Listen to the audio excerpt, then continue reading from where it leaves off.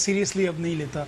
Seriously क्यों नहीं लेता? 200 अरब पाकिस्तान आने थे, 100 अरब पाकिस्तान के अवाम को मिलने थे, 100 अरब से कर्जा देना था। कर्जे इस वजह से होते हैं क्योंकि मुल्क में करप्शन है। बिजली की कीमत इस वजह से बढ़ती है क्योंकि वो नवाज शरीफ पैसे खा रहा है, इसकी वजह से बिजली की कीमत बढ़ रही है। आज फिर बिजली कराची वालों के पास है नहीं, और अभी भी बिल आप देख लें। दवाइयों की कीमतें, पहले आमिर कियानी के दौर में जो है वो स्कैंडल आया, फारिग किया, अब दोबारा यार 200% इंक्रीज कौन सी डेमोक्रेसी में होता है? ये अगर होते अमेरिका के अंदर, इनकी अपनी कांग्रेस ने इन लोगों को जो है ना, इनके साथ जो करना था, जो इनका एहतसाब करना था, इनको लग पता जाना था। ये कौन सी आर्बिट्रेरी दुनिया में रहते हैं कि 200% दवाइयां इंक्रीज कर दी। 70 साल की करप्शन, ये हमने पहले कभी नहीं सुना था। ये अब जब परफॉर्म नहीं कर पा रहे तो कहते हैं 70 साल की करप्शन है, तो फिर आपको 500 साल देते हैं कि आप उस करप्शन को ठीक करते रहें।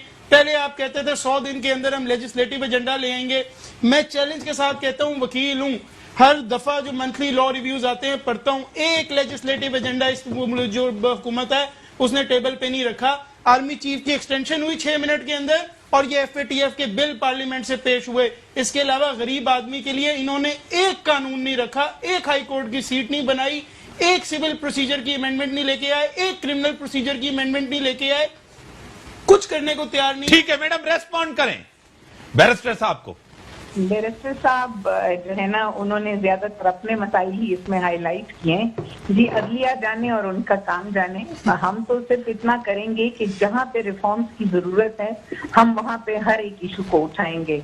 अच्छा, जहाँ पर लेजिस्लेशन की बात इन्होंने की कि वक्त के साथ साथ जो भी इशू रेज होता है उसके ऊपर सर जोड़ के बैठते हैं वजीर आजम साहब और उसके ऊपर काम करते हैं। अब ये जो इंसिडेंस हुआ है मोटरवे का, और उसके बाद से जो पूरी कौम जो है एक आवाज बनकर खड़ी हुई है इसके खिलाफ के इसके ऊपर लेजिस्लेशन लाई जाए और ये जो रेपिस्ट हैं उनके लिए सख्त सजाएं।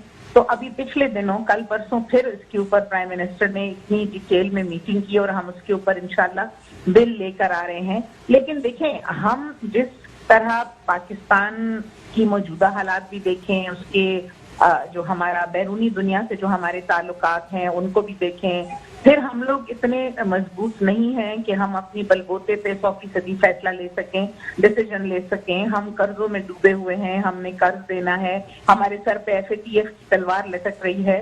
ये सारी चीजों को साइड बाय साइड तय करते हुए, रिजॉल्व करते हुए इश्यूज को। ठीक है मैडम, ठीक है, मौके पर आ गया। कुछ आप रिस्पॉन्ड करेंगे? सर, मैं सिर्फ वो जो बिल के ऊपर बात करनी थी, मैं उस बिल के ऊपर कह रहा हूं कि आप अगर अभी तक बिल पार्लियामेंट में जमा कराते, अगर पीपल्स पार्टी या नून लीग उसके ऊपर आपकी हिमायत ना करती, तो उनको तो अवाम की तरफ से वैसे ही जो क्रिटिसिज्म मिलती वो तो अलग है। लेकिन जिस तरह आपने FATF के बिल बुलडोज किए पार्लियामेंट से, इससे पहले 19 ऑर्डिनेंस आप लोगों ने पार्लियामेंट से बुलडोज किए थे। ये भी 2 पेज का बिल है, कोई ज्यादा बड़ा बिल नहीं है। आप अगर कहें तो मैं आपको आज रात में ही लिख के दे देता हूं। 2 पेज का बिल है, छोटी सी 2 अमेंडमेंट्स होनी है पाकिस्तान पिनल कोड में। इसको प्लीज लेके आए। ये पाकिस्तान के लोग अब बहुत गमो गुस्से में हैं, आपसे रिजल्ट मांगते हैं और जवाब ये मिलता है मीटिंग्स हो रही हैं, कंसल्टेशंस हो रही हैं, सर जोड़ के बैठे हुए हैं, रिजल्ट हमें नहीं मिल रहा। बड़ी मेहरबानी आपकी मैडम, आपने टाइम दिया।